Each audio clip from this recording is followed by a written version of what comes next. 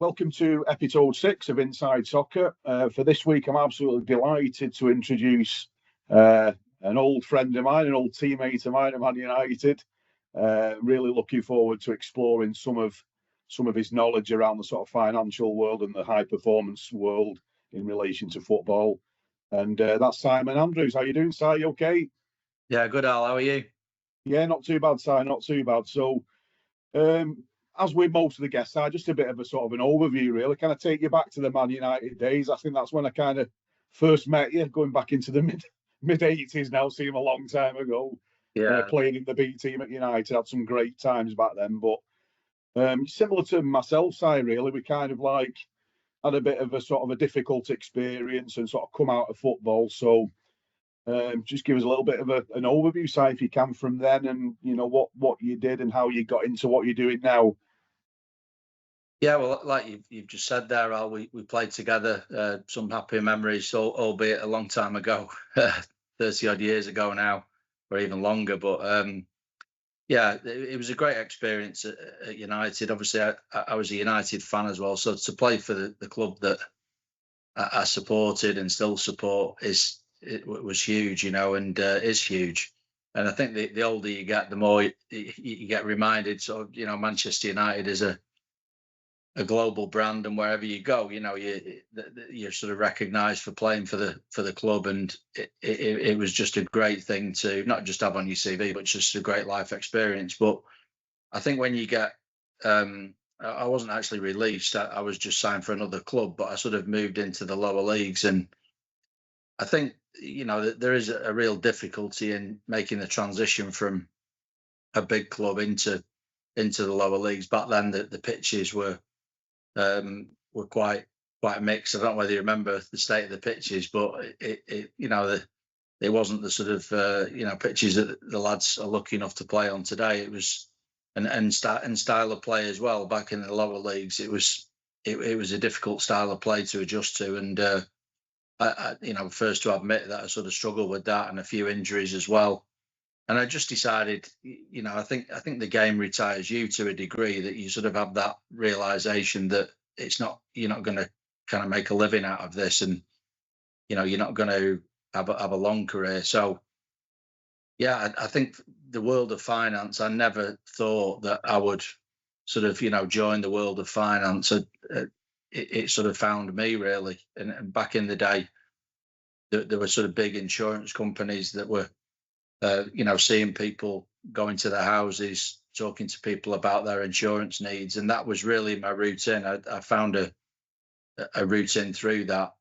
And I was lucky enough to, I'd sort of carried some education on as well when I was at United. And I just found a way into something where I could transfer the skills that we all have when we play professional sport. The transferable skills that we have are quite significant. I think, the ability to work as part of a team, the ability to, hit targets, the ability to kind of be competitive. And we sort of take a lot of that for granted when we were playing, but it just made a transition into another world a little bit easier than what it would be. And, in terms of insurance, yeah, I did 5 years in that. I ended up kind of, in the sort of management at the management level in my kind of early to mid 20s. And then, moved into kind of retail financial services and then corporate financial services, which I was in for 20 odd years. So yeah, I just found a foothold that worked for me then, Al, really. Yeah, just interesting, side. Just going back, I know it's a long time, but honestly can't remember that we got as apprentices or like early years professional players any monetary advice. I don't think I can remember sort of PFA guys coming in and talking about certain components, but I can't really remember too much information about the money side. Yeah, I think looking back, and it was a hell of a long time, but there was a couple of visits from the PFA, if you remember. I actually remember them up in the canteen up at the Cliff. I don't know whether you remember that, but I think that was just to sort of explain a little bit about what they do, the sort of organisation that they are. But I think it was probably around the pension side of things that you know, I think I've still got a PFA pension. I don't know whether you have, but I need to look. If I need to find it, if it's there yeah, somewhere. I need to sort of have a look at that. But yeah, I think if you sort of consolidating your pensions, it will be there somewhere, because you know every player gets entered into the PFA pension, and you know there is some value in that. So I think it was just really that, just awareness that you do have a pension as part of the players' union. But other than that, there was definitely nobody kind of helping on a one-to-one or on a daily basis. And you know, I think the counter argument to that is that there wasn't too much money in the game, but equally, I think, you know, irrespective of how much money you paid, you still need some guidance. Yeah. I think our wages were sort of YTS side, wasn't it, like £28.50 or something like that, and then 35 quid in your second year. Yeah. And you know, it was hard to sort of like spend that in a way that, you know, it was gone quickly, Si, wasn't it? So, you know, but just on to the next question then, really, Si, about from your experiences from sort of then into like the modern day of football, like how early would you say that players need monetary advice? Well, the obvious answer to that is as early as possible, because I think they've got to now be aware of the rewards that they have. I mean, you know, young professionals can go from, you know, on this first pro contract from earning £1,000, £2,000 a week, and then in some cases they can jump to earning, you know, £25,000, £30,000 a week. So the sooner that education or the mentoring starts, the better, really, because they've just got to get into the right behaviours around money. I think that's what I'll talk a lot about today. I think this is a lot about just imparting the sort of right behaviours for players and enabling them to be more in control of their finances, because when players do abdicate responsibility away to whoever, really, whether it be a financial advisor, you know, their best friend or whoever is in their network, that's sometimes when problems are created. So I think the answer to the question is, you know, as early as possible, they need to be aware of how to manage their finances in a proper way. Yeah. I think some of the rewards, like you say, are quite high now. If you can get a really good contract young, you know, like 17, 18 years old, and you're signing sort of 4 or 5 year deals, you know, obviously your life's kind of like, you know, really on the up. So probably the next question I'd like to ask is like, what do you think it's like for a young player around that age to sort of suddenly go from a lowish wage, like apprentice? I don't know what the apprentices kind of get these days. And then all of a sudden you find yourself on the cusp of the first team and the bonuses side that come with that. Now that must be quite a challenge for a young player to go from sort of lowish income to high income pretty quickly. I can't think of many fields or trades where that had happened. Yeah, well, you've just sort of said my answer, really, in that they're in quite a unique position, and not just footballers, but professional sports people in general. You know, they have the ability to earn money very young, very quickly, and you know, as rewarding as it can be, it also brings challenges, really. That, you know, that their families, a lot of the time, players are from working class backgrounds.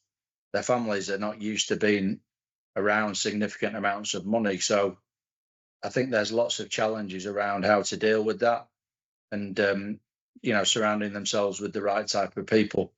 I think that I think we talk a lot about, you know, the behaviours of young players, and just really having a plan, because a lot of them, you know, they would have never seen money like this, and it's easy to sort of spend it on things that maybe they shouldn't be spending money on, you know, and you know, bring on the sort of wrong behaviours. Whereas I think the right behaviours are to have a proper plan, to budget, to be aware of what you pay, to be aware of what tax you pay, and just generally have an overall plan about how to handle your money better.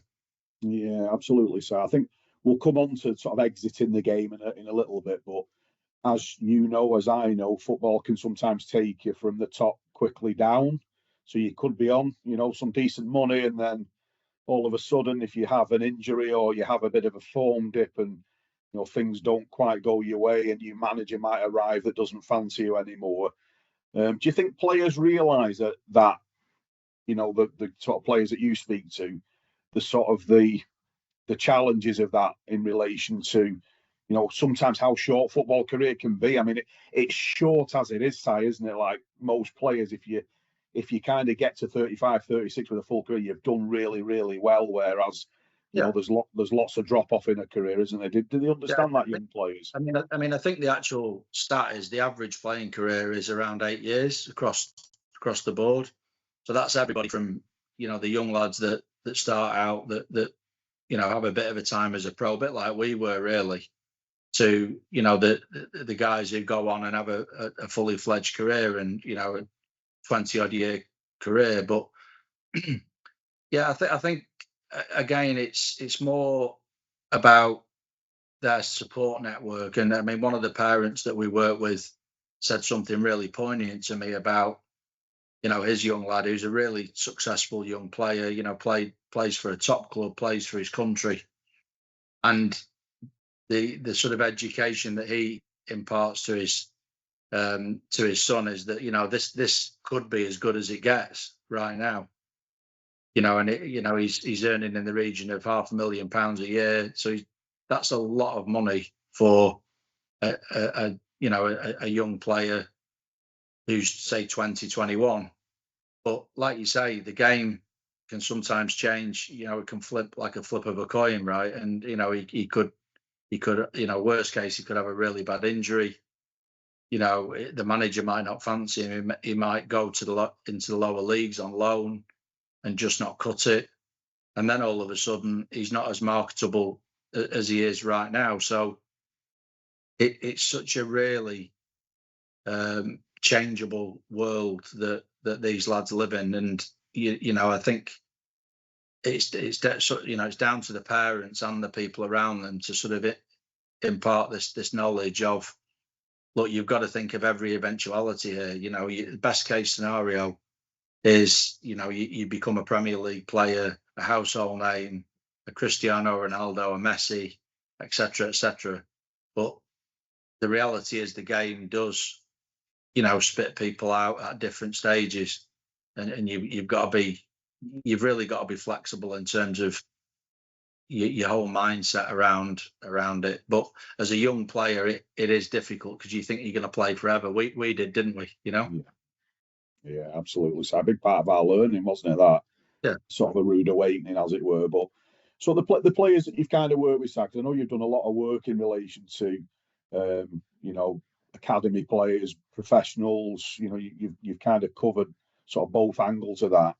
Have you seen any kind of mistakes that players kind of make when they start getting high wages? And is it difficult from your perspective to try and rein them back in a little bit and just try and drive a little bit of sensible thinking into their minds? Yeah, a little bit. I think I've sort of been doing this for 4 years now, but a lot longer in terms of sort of building up to it really. And I have seen a change, certainly in the last few years, where players are looking to get more responsible now with their money, and they're taking more control. And I think that's really good for us, because the worst player we can meet is a player that's just not interested and thinks he's kind of bigger and better than having a conversation about it. I think it's just the influences around the player that are the main issue.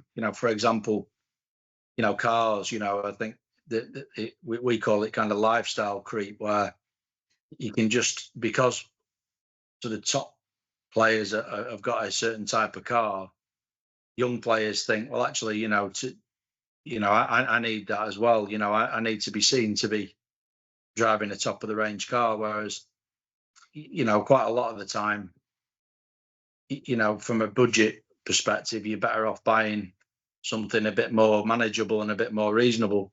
So cars are an obvious one. Obviously, you've got jewelry as well, and clothes that they tend to spend money on. And then you've got the conundrum of, do I rent a house? Do I buy a house? We cover all of that as well.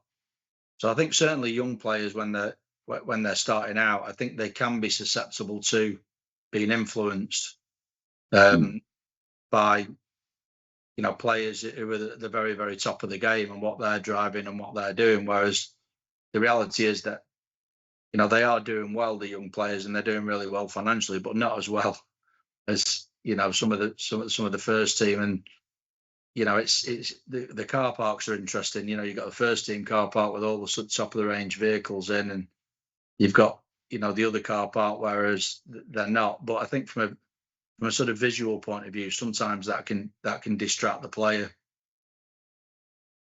Yeah, it's a great point. So it's a great point, because I've sort of jotted it down here. It's like, you've got to be careful you don't fall into the trap of excess. And maybe if you've come from a working class background and you've been grounded in certain things, and all of a sudden the lifestyle that you have changes so quickly. That takes a good bit of education, I think, in a way, side, doesn't it, to stop you falling into those traps. It does, and this is where I think the parents and surrounding family of the player have got a real responsibility, and I think this is where we try and help as well, in that, although the parents might be really, really good people, sometimes the financial literacy across the UK isn't great, full stop. And if you've got people from traditional working class backgrounds who've just had normal jobs, where are they going to get the financial education from? So I think there is a gap there of knowledge.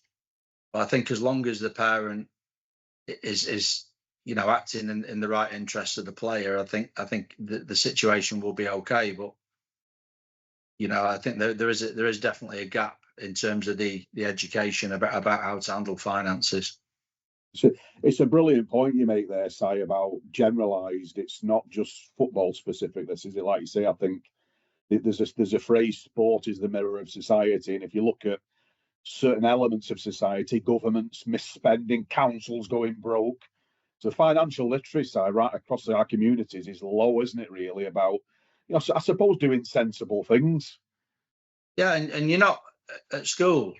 Certainly it's a long time since we went to school, but I still speak to my daughters now, and their boyfriends, and you're not taught any type of financial literacy at school at all. It's just not on the curriculum, and it should be, quite frankly, because these life skills, when you leave school and you start earning and you start having more responsibilities, the life skills that you have are really important, more important than any qualifications, in my opinion.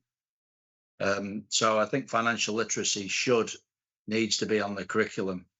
But in terms of young professional footballers or young professional sports people, it's a must, really, because they're sort of this money is thrown at them quite quickly, and they need to adjust quickly as a result. Do you think, Si, that the rise of social media has made it worse? We've almost come into like comparative beings. I know there's always been the phrase in the past, look at what next door's got and stuff like that, and you try to live up to that. But I think generally social media, since it's exploded over this last sort of 15, 20 years, I think that, I don't think it's coming in many ways for the better. What's your thoughts on that, Si? Yeah, I think it was almost the sort of keeping up with the Joneses, wasn't it, when we were when we were kids, that if your neighbour had a certain type of car, you wanted to kind of compete with that. I think social media has just exacerbated that to a degree where players are on it a lot. Everybody's on it a lot. It kind of runs the world in a lot of ways, and controls the narrative of a lot of things. And I think that the big problem with it is that perception that everybody else's life is perfect and there's no holes, and everybody's kind of living this superstar life. You're taking photos about where they are and what they're doing, and the reality is that everybody's life isn't like that. I think it's just social media is just a perception of reality. It's not actual reality.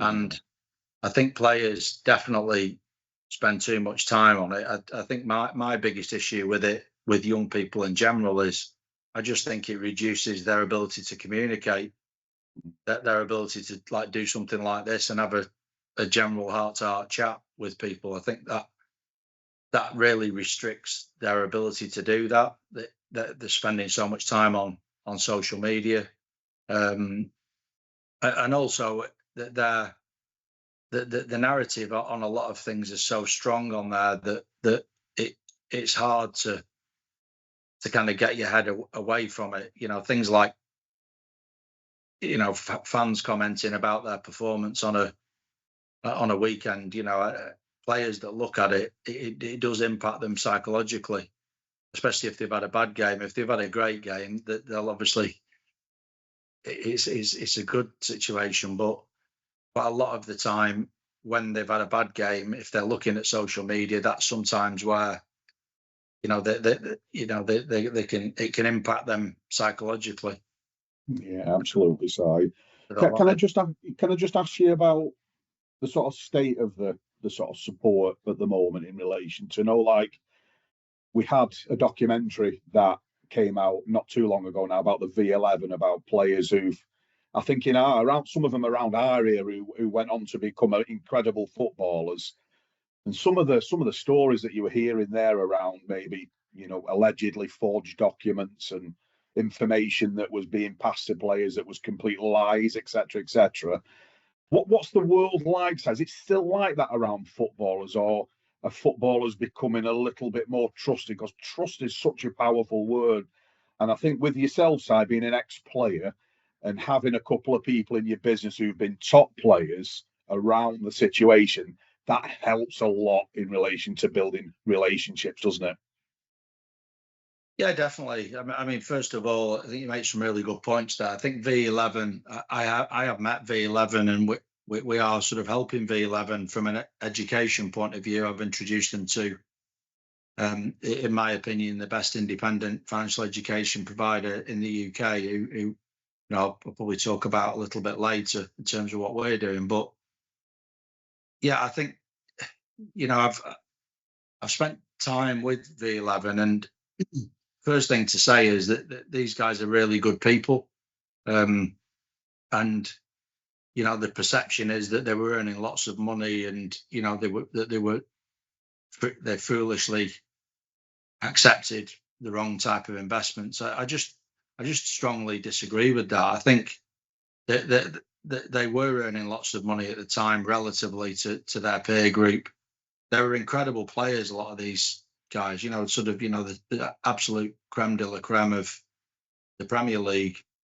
But, you know, they were basically, you know, they were influenced really badly by the advisors and people around them who sold them products that, you know, were sold as a kind of, you know, tax efficiency type situation. And quite frankly, they weren't.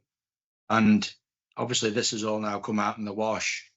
You've seen the documentary, which I don't know about you, it was heart rending. You know, we know how difficult it is to make it as a player, and about the worst thing that can happen is making it as a player to the very, very top level, and then a lot of your money just disappearing.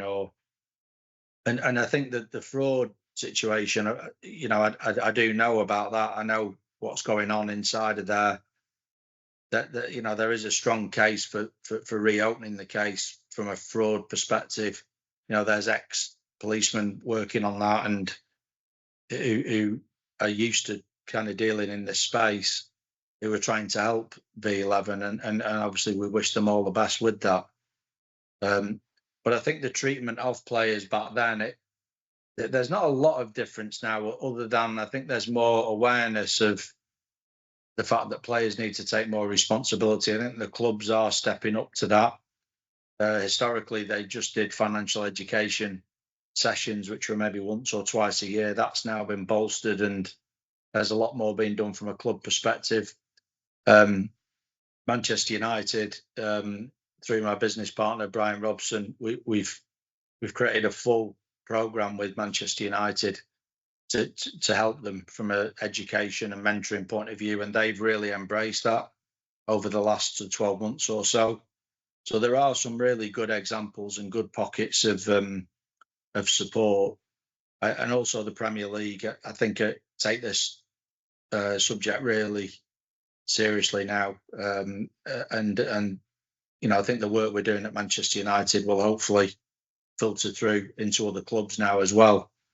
But I just think that V11 has enabled us to have that conversation. And so 4 or 5 years ago, there was nobody talking about this subject really.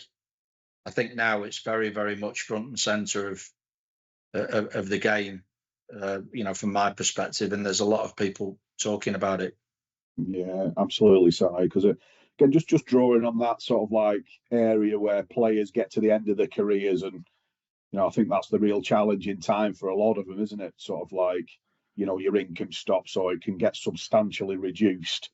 And I think the PFA data, there's some data there, Si, about like worryingly quite a few players go bankrupt, don't they, in relation to sort of the first 5 years after you stop playing or something like that. So yeah, what's your thoughts on that, Si? Yeah, there's been sort of countless examples that sort of played out in the media, haven't they? And again, in some ways, unfairly played out in the media from a player perspective, because I know the backstories to a lot of these bankruptcies, and they were misled by the wrong people. They just didn't have a support structure around them, which then led them into a situation which they became bankrupt. So obviously we being players, we're still players at heart. Unless you're surrounded by the right people, it's hard to make the right decisions. The issue with former players really is, I think there's a lack of preparation from when you're playing to realizing that your income's going to drop. I mean, whoever you are, you're probably never going to earn as much money as you are as a football player, certainly at the top end. So I think a lack of planning when players are playing or getting towards the end of their career, I think that has an impact.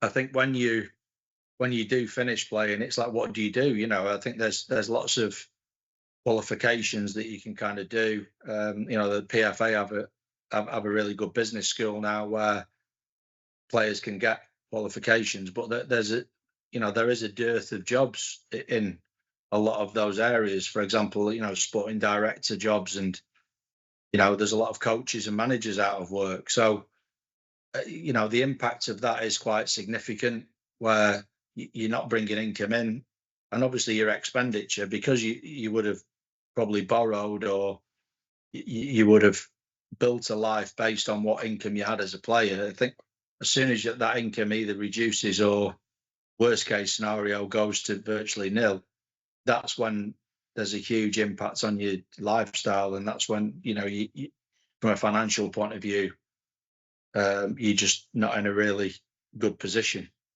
Yeah. So really, the lessons are to get ahead of it and start planning way before you retire, rather than just waiting to retire and then thinking, well, what am I going to do now, and how am I going to handle my finances now?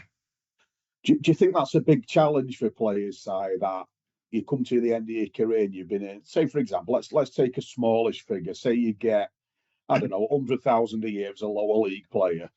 But then your playing career finishes and you might get, say, offered a coaching job on, say, 40,000 a year. But a lot of players still want to live like they're on 100,000 a year, if that makes sense.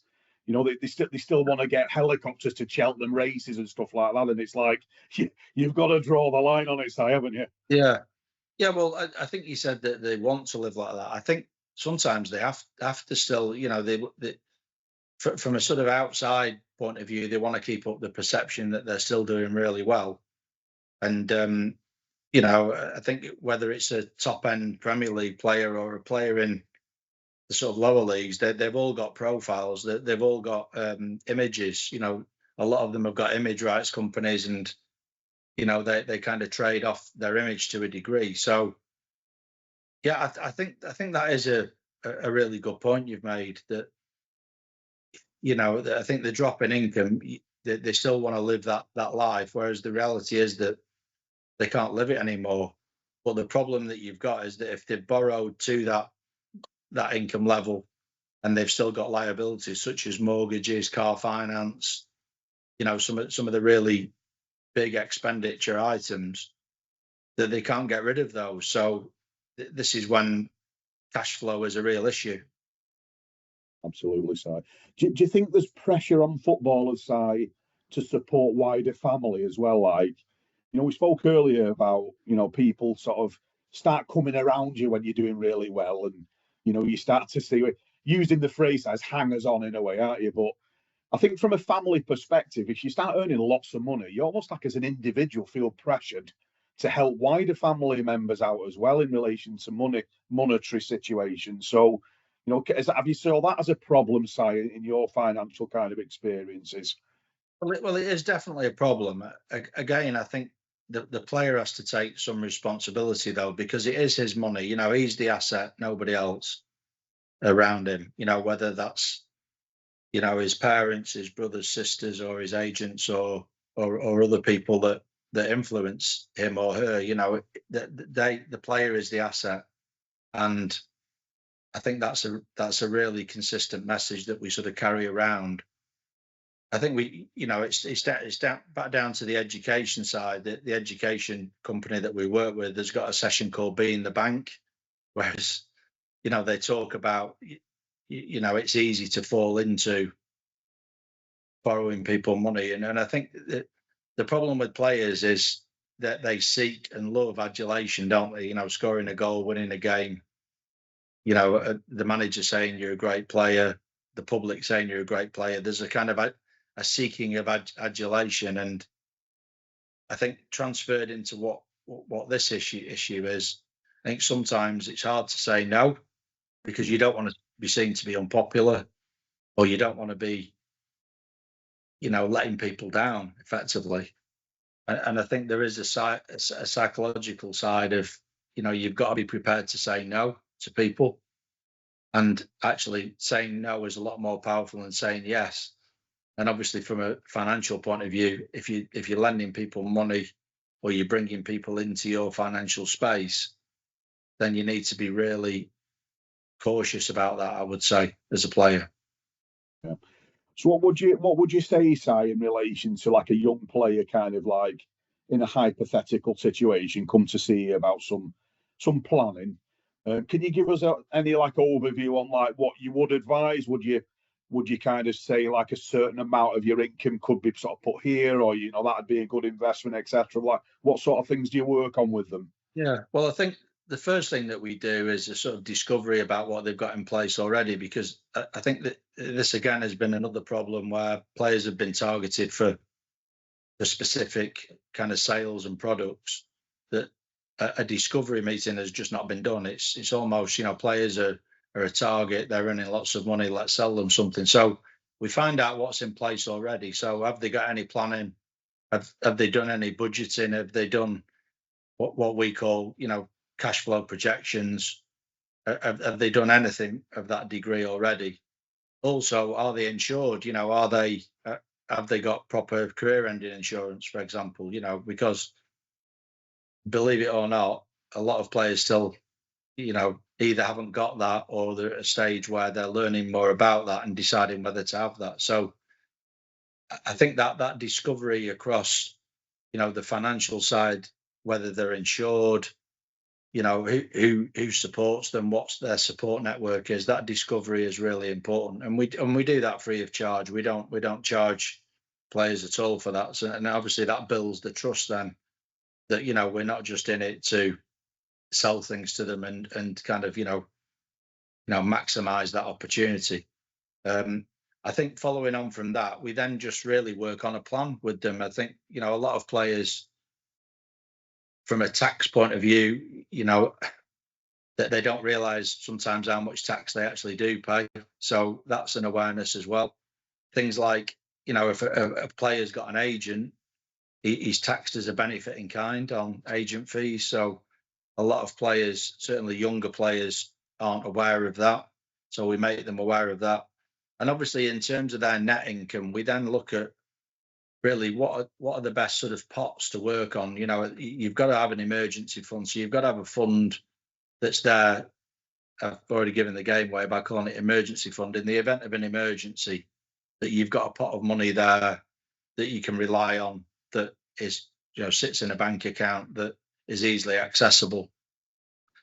But I think the important thing with having an emergency fund is, as important as it is, it shouldn't be the large majority of what you have, because it's not working for you at all. It's not generating huge levels of interest. It's not being invested for you. So with the remainder, we look at how much should be invested, and it's a mixture of kind of short and long term investments, really, rather than tying money up necessarily, because players are young. They may want to have access to their money at some stage, and also the pension as well. I think the PFA still provide that pension that we mentioned earlier in the piece, but it's how they can bolster that as well. Albeit they can't now access pension until they're 55. So, really the focus is on having a proper plan around their net income once they establish how much that is. Yeah. So I think like the way you explain that side, there seems to be like a lot of psychology in this in relation to you've got to build a relationship with somebody. They've got to trust you. You've got to trust them because, I think the main part for me from what you've just said is getting the player to be honest with you in what they've done already and where the money is. And I think that can be quite challenging, can't it, in relation. So say you come and saw me about something and, some players that might have sort of made mistakes don't kind of admit to that, but that's really important that they do, isn't it? So you can try and rectify that for them. Yeah, 100%. I think the trust is really that's our main currency. The fact that we've been players. Obviously, I was a player a long time ago, but I'm surrounded by players who've made it to the very, very top of the game with what we're doing. And really, trust is our currency. We don't have any other currency than that. Obviously, Brian Robson captained his country, was probably certainly one of the best players, wasn't he, when we were playing? And he's the first to sort of say that young players they need somebody to trust. They need somebody alongside them, really. And I think that probably the best analogy for me about what we do is, instead of sitting across from the table from them, kind of selling them things, we sit next to them and sort of mentor them and help them. That's how we're a little bit different, I think, than other people who are targeting the players. I think the point you made then about the honesty, certainly players that have made mistakes or have gone into the wrong things, I think it's hard to get that honesty from them, because there's a sort of denial, and they feel bad about it, but they shouldn't. A lot of the time it's just that they didn't have the right support around them. One of the former players that's involved in V11, because I never name names, so I'm certainly not going to tell you who it is, but he basically said, "Oh, this is all down to me because I'm thick, because I got led," and I had to correct him like a number of times and said, "Look, it's absolutely not that. It's just that you didn't have the support that you needed at the time. Yeah. You didn't have somebody to bounce this off to sort of help you make the right decisions. You were just led into this world when you were so focused on playing." So a lot of the time it's about building their belief mechanisms back up. Certainly the players that have been badly advised, that we deal a lot with former players now that have had bad advice in the past.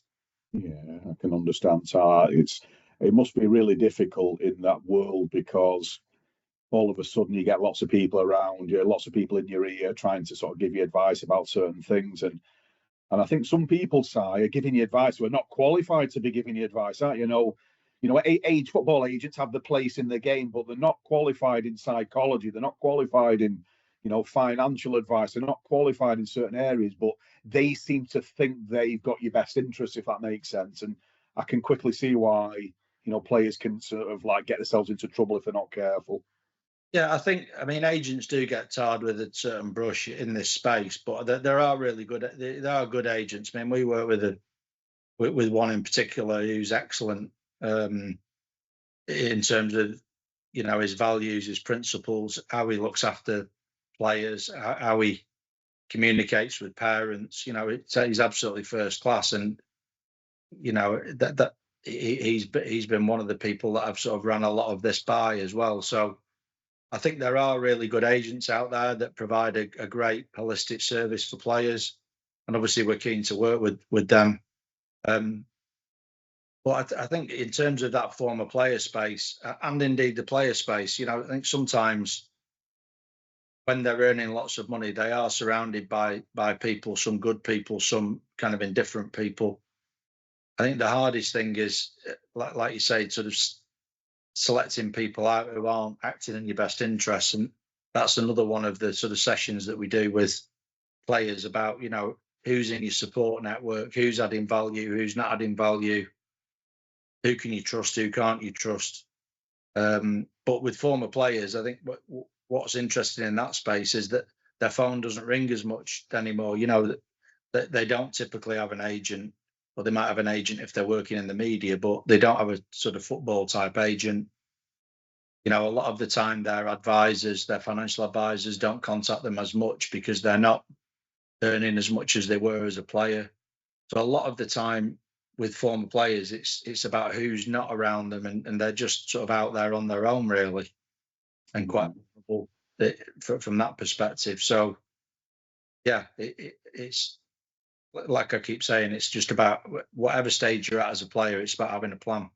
Yeah, absolutely, Si. So I think probably the next question I'd like to ask you is about, if you could pass advice on to any young player. I know you are actively doing that at the moment, but is there any piece of advice that you give them, Si, that tends to be reoccurring in relation to, how you can help them, or what's the best thing to do in relation to financial management? I think the first thing is that help is out there. So walk towards help rather than sort of, shy away from help, or worst case still, the ostrich syndrome of burying your head in the sand. I think walking towards help is the right way. Obviously, clubs are trying to do more now. I've mentioned Manchester United before and their player care team who are there to help players in every way. So I think walking towards help is always a good message with anything, really, any issue that you've got in life. I think having a plan. I think a lot of players that we meet think they've got a plan, but they haven't really got a proper plan that's written down regarding their future. And also, I would say the third thing probably is reviewing it constantly, because I think it's one thing to have a plan when you're 18, 19, 20, but if you're then not seeing anybody until you're in your 30s, late 30s, so I think any plan has got to be reviewed constantly, and this is where they probably need somebody to help them with that review process. So that's what you'd kind of actively keep doing, Si. So your roles across everybody, isn't it, really, in football? Whether you're a young player making their way in the game, to an early years pro, to a middle years pro, to a senior professional, you kind of like the space for you, Si, and you sort of what you're trying to do in every context, isn't there? Yeah, there is. I mean, we've, in the last 12 to 18 months, as we've cut through and we've started working a lot with players, we deal with young players. We've got some parents who are fantastic, who we work with. And again, I go back to the best type of parents is somebody who sources information for the player and then presents it to the player, and the player makes the ultimate decision. I think that's really good practice. And a lot of the time, that's what we spend our time doing. I think clubs are taking more responsibility now, albeit I think for a player to have a one-to-one, I think he probably wants that with somebody that's independent rather than somebody actually within the club. But I think clubs are doing a lot more from a sort of an awareness and education point of view now. So really, yeah, I think it's whatever stage the player's at, there's an opportunity to work with them and help them. Probably a tricky question, Si, for you, but is there any particular point of a footballer's career that's more important than another in relation to finance advice? For example, would you give a 32-year-old maybe advice that they might be retiring, say, at 35, 36 to sort of plan ahead for those few years? Or are there any particular areas where you think, they need that advice more importantly than another point of the career? I think that the sort of key trigger of a player's life is that first pro contract, because that's when his income spikes, or his or her income spikes, and sort of goes from what can be quite modest sums to quite significant sums. And I think that's the time when they can revert to spending more on the wrong things. Yeah. So I think getting in front of a player in between that sort of, 16 to 18 and 19, and certainly the players that are on the real fast track players, the real, sort of new stars sort of thing. I think sometimes they can not get the right advice when they need it, and they can go from earning very, very little to fortunes very quickly. And if they get into the wrong behaviours, then I think that can have a real impact. So I think that gap between sort of 18, 19 to 20, 21, when they start signing the first or second year or second pro contract, I think that's a key time to sort of, impact on their lives. And we spoke quite a bit, Si, about maybe the relationship of finance and psychology in a way that it kind of can work hand in hand. And just listening to you sort of there explain about, certain points of a footballer's life that are really important. And certainly when you come out of the game, if you've not kind of planned well enough, or you start thinking that your identity's kind of gone because you're not a player anymore, that you can be vulnerable then, can't you? We've seen it across lots of different players. Gambling issues, drug taking issues, misdemeanors, that can be a big problem because you've lost the game that you love playing, and then all of a sudden, to try and compensate that, you start doing silly things with your finance. So it's like a life journey, the education of finance side, isn't it? Yeah, I mean, we work a lot with, because we collaborate a lot with other people, so we work a lot on the sort of psychology side with qualified psychologists who help players. I think I just describe it as like a three-legged stool. I think you've got the sort of personal well-being, you've got the emotional well-being, and you've got financial well-being, and I think the three are linked to a large degree. And if a leg of a stool falls off, the stool topples over, doesn't it? So I think the way that we work with some key people is we help players from all aspects, but typically we would signpost them to the right people in that degree. So I think the psychology is massively linked to the financial, and I think there's a lot of financial decisions, or bad financial decisions, are made at points of stress in their life, and I think to try and manage the two is the key. My final couple of questions, Si. Is it difficult to get in front of players in relation to the lead busy lifestyles? Thinking this as well from a psychological perspective, where they train in the morning, they come in, they have a bite to eat, then they might have commitments in relation to media work or stuff that they do outside of football. Is it difficult to find that quality time to sit down with a player one-to-one and go over things like this? Yeah, it is. I mean, it tends to be a process where we connect either through, it could be via their agents or directly from their parents or from the club. And I think trust is built over a long period of time. It's not something that happens overnight, and we're acutely aware of that. So sometimes this takes weeks, even months, for players to get comfortable with it. But I think as long as they feel as though you're acting in their best interests, and that you're not trying to push any particular agenda other than to help them, when they realise that, I think the penny does drop. But yeah, it can be challenging to get in front of them. But typically we would do an initial phone call or like a WhatsApp call where we just introduce what we do, and then that would then lead to a face-to-face meeting, and we do a discovery of what they've got in place. This is quite a long process, but it's long for a reason, in that we're not trying to sort of get in quickly and impact quickly and then leave them. We want them to be clients for the rest of their lives, not just when they're playing, because they're people who are really good at something. I think the perception is, I'm always going to be a football player. I'm always going to have this image. Whereas I think a lot of players who've left the game, and I think you'll agree with this, yes, you have been a player, but you can be something else. Yeah, that's true. It's not the end of your life, and there's countless examples of people that have gone on, done really well. I'm so pleased about what you've done, what you've achieved since you finished playing, and credit to you. And you got your own books, for God's sake. You've really gone for it. But I think, yeah, it's just being around them at the time when they need the most help. I think that's the key. Yeah. So final question for you, Si, because I know you've been doing a lot of work in this, that you've been telling me that, you're trying to obviously get this platform kind of into, a wider scope and get more players involved. So what would a high quality financial education kind of package look like? What sort of things would you cover, Si, in your education with players, and how often would you do that with the player? Yeah.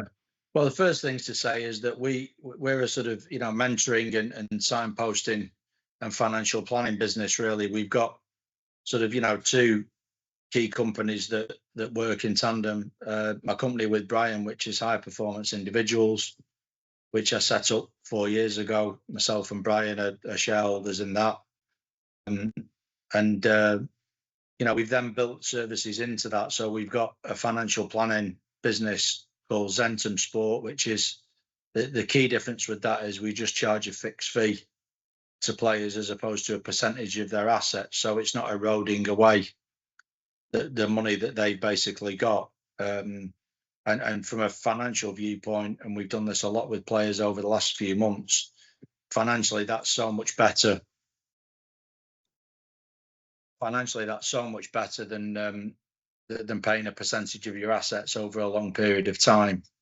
The education side, we decided quite a long time ago that we weren't going to do that internally. So we found a independent financial education provider called Money.